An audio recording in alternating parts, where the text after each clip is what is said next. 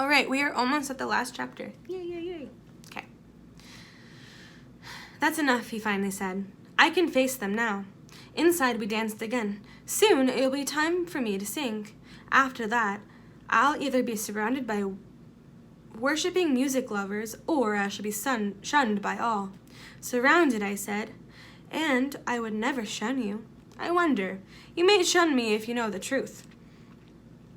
He took a breath and was suddenly quite formal. I apologize if I unintentionally raise your expectations, but I resolve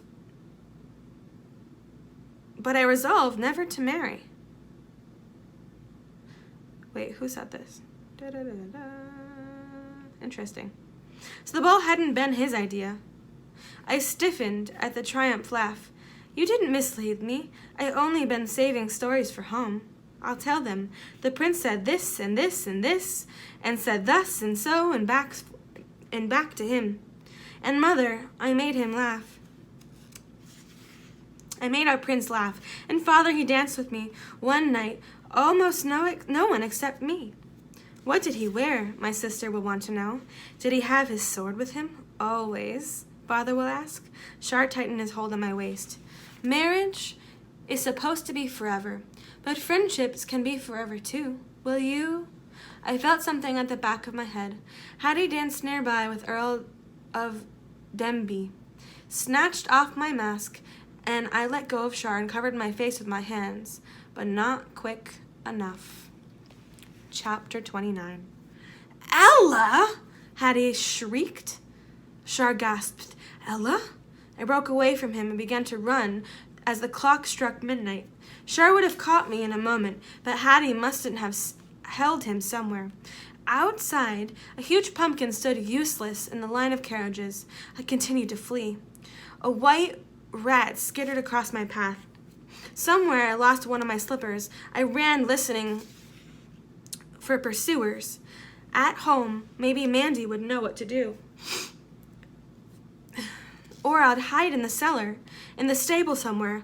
How could I have gone to the balls to put Shar and Kyria in such danger? Mandy, I shouted as soon as I reached the manor. A servant stared at me, and I ran into the kitchen. I've endangered Shar again, and Kyria. What should I do? Pack your things, Mandy said, as soon as she understood my rushed explanation. Where shall I go? I'll come with you. We'll find work as cooks. Hurry. Can't you pack for us by magic? She'd done it before. It was just small magic. Nothing is small magic in a moment like this. Go, she yelled. Fairies, I groaned. I raced to my room and began to throw things into my carpet bag. I had little. It would be the work of a minute. I heard the door open downstairs and there were voices. We'd never managed to leave. I tore off my ball gown and donned my tattered servant wear, rubbing my sooty skirt across my face. Over my hair, I tied a ragged length of linen. Nancy appeared at my door. It's the prince! He wants to see everyone! I didn't move. She giggled nervously. He won't eat us. At least I hope not. Come, come, come! I followed her, my heart drumming loud enough to drown out all my thoughts. He stood in the hall with his knights and our entire household. In the midst of all of what was more important, I hated him to see me covered in rags and cinder. I stationed myself behind the tallest manservant, but Shar and the knights walked among us, straining for a new disguise of servant and simpleton. I stuck out my fist and stared out vacantly. Sir Stephen found me. Here's a maid, he said. Come, lass. He took my hand and pulled me to Shar. Ella, why are you dressed so? Your Majesty, I was about to deny my name, but Hattie spoke. That's only Cinder. She's the scullery maid, she said. Sire, wouldn't you care for a refreshment since you're here? She's a scullery maid of no account, but our cook Mandy has cakes fit for a prince. The door wasn't far. Sir Stephen held my hand. I pulled, but couldn't break away. Lass, Shar said to me, I won't hurt you no matter what. He cupped his hands under my chin and tilted my face up to him. I wanted to catch his hand and kiss it. As soon as we touched, I knew he recognized me. He brought my slipper out of his cloak. It belonged to Ella. It will only fit her alone, whether she is a scullery maid or a duchess. A chair was brought. I'd wished for a normal-sized foot. That was my slipper, Hattie said. It's been missing for years. Your feet are too big, Olive blurted. Try it, Char told Hattie. I lost it because it kept falling off. She sat and removed her own slipper. I caught the unfamiliar smell of her feet. Eek. She couldn't wedge her toes into it. I'm younger than Hattie, Olive said, so my feet are probably smaller. They were bigger. Now it was my turn. Char knelt, holding the slipper, and I extended my foot as he guided it. The slipper fit perfectly, of course. What was I going to do? His face was close to mine. He must have seen my terror. You needn't be Ella if you don't want to, he said softly. He was so good to me. I'm not, I said, but in spite of myself, tears streamed down my face.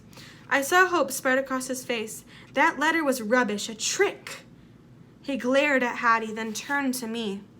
His look probing. Do you love me? He asked still softly. Tell me, in order. I had to answer. I do. I was sobbing and smiling at once. How was I going to give him up again? Char was jubilant. His voice rang out. Then marry me! Another order. I nodded and continued to weep, but my hands found way to his. Don't marry him, Ella, Hattie commanded, giving my name away for once and all. I withdrew from my hands. I can't, I said. Perhaps Hattie would serve us. Hattie, don't be a fool, Mum Olga snapped. Don't you want to be a stepsister of the Queen and make her give you whatever you like? She smiled at me. His Highness is kind enough to want to marry you, Ella, my sweet. It had begun. The curse would make Hattie and Mum Olga as grand as they wanted to be, and it would provide us endless wealth for Olive. Char was looking at me with such gladness, and I loved him so. It was the cause of his joy, and would be the cause of his destruction, a secret delivered to his enemies. A letter written in my own hand, a convert signal given to me, poison in his glass, a dagger in his ribs, a fall. Marry me, Ella, he said again, in order. The order, a whisper now. Say you'll marry me. Anyone else could have said yes or no. This wasn't a royal command. Char probably had no idea he was giving me an order. But I had to obey. Wanted to obey. Hated to harm him. Wanted to marry him. I was confused. I wouldn't destroy my love. Goodness, my nose is so itchy. I wouldn't destroy my love and my land. They were in danger, and no one could rescue them. We were all doomed, all cursed. Char was too precious at heart, too precious to lose, too precious to betray, too precious to marry, too precious to kill, too precious to obey. Words rose in me, filled my mouth, pushed against my lips. Yes, I'll marry you. Yes, I love you. Yes, yes, yes, yes. I swallowed, forcing them down, but they tore at my throat. A strangled noise erupted from me, but not words, not consent. He put a hand on my shoulder. I must have frightened him, but I couldn't see his face. My vision had turned inward. I heard Lucinda's voice. My gift to Ella... Oh, interesting. I heard Lucinda's voice. My gift to Ella is obedience. She will always be obedient. I saw Mandy telling me to eat my birthday cake. I saw Sif leering at me. No need to be persuasive with this one. I'd cook it. I'd cook itself. It would cook itself if we told it to. I saw Olive counting my coins. Mum Olga standing over me while I scrubbed in the courtyard. Hattie wearing Mom's necklace. I'd eaten the cake, drunk the tonic, given up the necklace, slaved for my stepmom, let Olive suck me dry. They had gotten all they wanted, and they weren't going to get Char. Never, never. Be obedient, marry him, say yes, say yes, say yes. The tears streamed from my eyes. They were like acid, burning my cheeks. Another simile. My mouth filled with liquid, bile, and blood from biting my tongue, salty and sweet. In spite of myself, I opened my mouth. Consent had won, obedience had won, but I clamped my hand over my mouth. My yes was stillborn. I remembered Shar at my mother's funeral, waiting for me while I wept, grieving mother too. I heard his promise, and soon I shall catch the centaur and give it to you. I saw him binding Sif's ankles. I saw him buttonless, doublet flapping, bow to father after we had flown down the stair rails. I saw the ball and the King Gerald beaming at his son, and hope for a future in Kyria. Say yes and be happy. Say yes and live. Obey, marry him. I began to rock in my chair, forward, and the words were about to come. Back I reeled them in. Faster and faster the legs of the chair thudded on the tiles and pounded my ears. Marry him, I won't. Marry him, I won't, they screamed back at me. Then I lost sense of all. I went on rocking and crying, but my thoughts buried within, concentrated in a deep point in my chest, where there was room for only one truth. I must save Shar. No, I shouted. I won't marry you. I won't do it. No one can force me. I swallowed and wiped my mouth on my filthy sleeve. I leaped up, ready to defy anyone. Who would force you? Shar sounded shocked. No matter who, I won't. They can't make me. No one can make me. I won't marry you. Olive said, she'll marry you. You told her to. She has to listen. She laughed. Marry him and give me your money. I won't. Stop ordering me to. I was still shouting. I wanted to march, wave banners. Shar wouldn't not die because of me. Shar would live. Shar would live and prosper. She does not have to marry me, he said. Hush, Olive, Hattie said. Ella, go to your room. His Majesty can have no further need of you. Shar said, I have great need of her. Hush, Hattie, I said, intoxicated with my success. I don't want to go to my room. Everyone must know that I shan't marry the prince. I ran out the door to the street, opened it. I won't marry the prince. I turned back to the hall. I shan't marry. I kissed his cheek. He was safe from me. I turned my head and he kissed me on the mouth. And the kiss swept through me, and I clung to him, trembling. From behind me, Hattie shrilled, Go to your room this instant. I command you. I ignored her, but Shar pulled away. Why won't you marry me? Why not, if you love me? I'm cursed. You wouldn't be safe if I was your wife. What was I saying? I hadn't told anyone about this curse since I was 8. Mother had forbid it. Had someone told me to? No one had. Then why? My thoughts wouldn't settle. I wasn't going to marry Shar. That was certain. He had looked so handsome, smiling from our kiss. Then, frowning confusion, a smug of my soot on his nose, I wiped it off. Saving him made him more mine than ever. Could my refusal meant the spell was broken?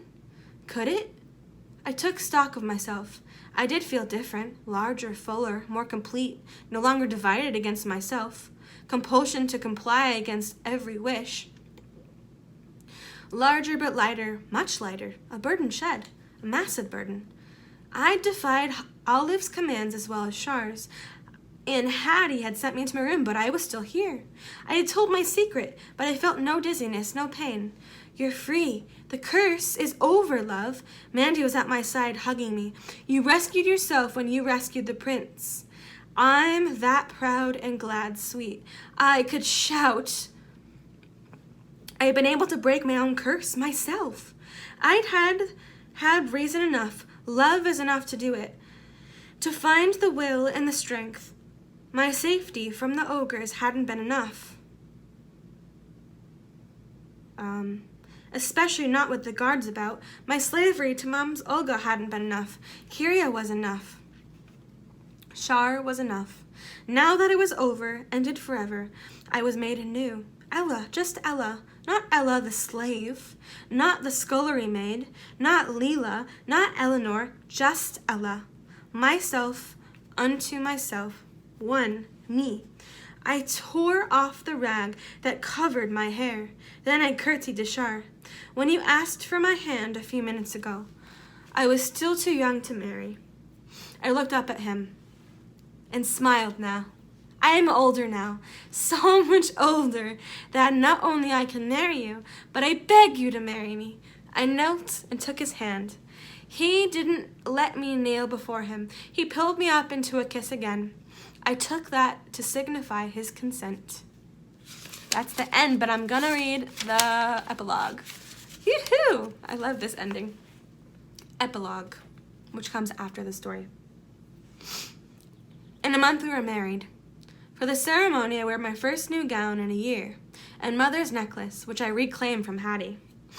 After my deception had been explained to them, King Gerald and Queen Daria welcomed me joyously into the royal family.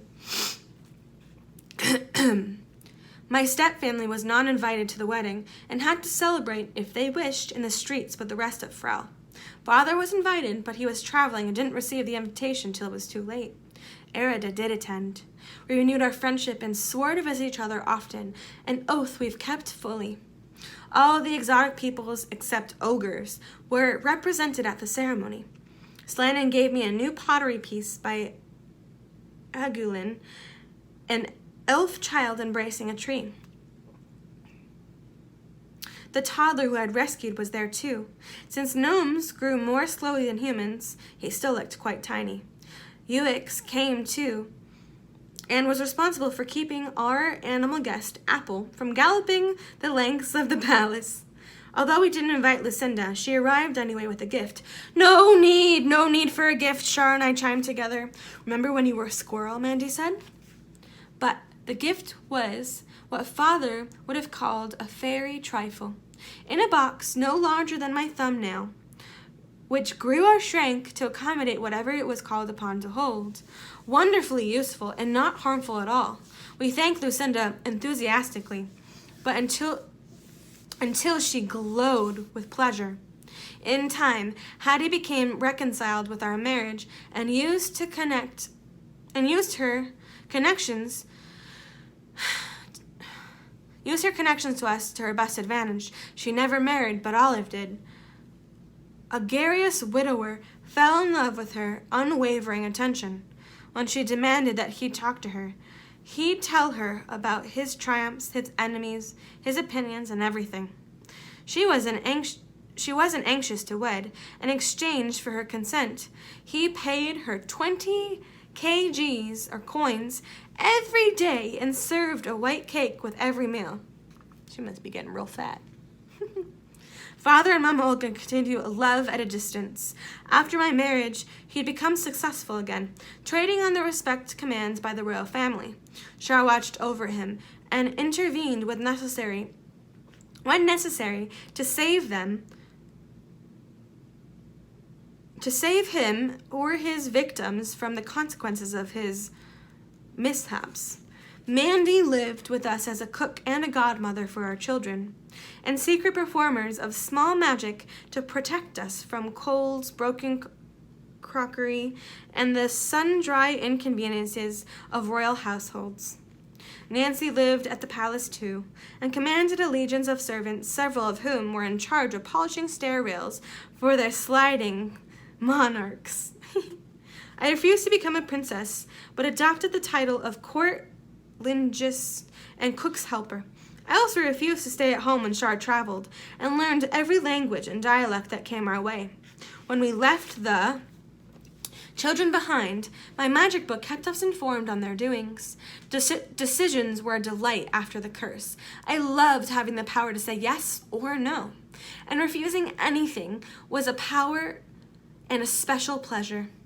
My contrariness kept Shar laughing, and his goodness kept me in love with him. And so, with laughter and love, we lived happily ever after. The end. We've finished! Because, if you see, the rest of it's just discussion questions. Wonderful.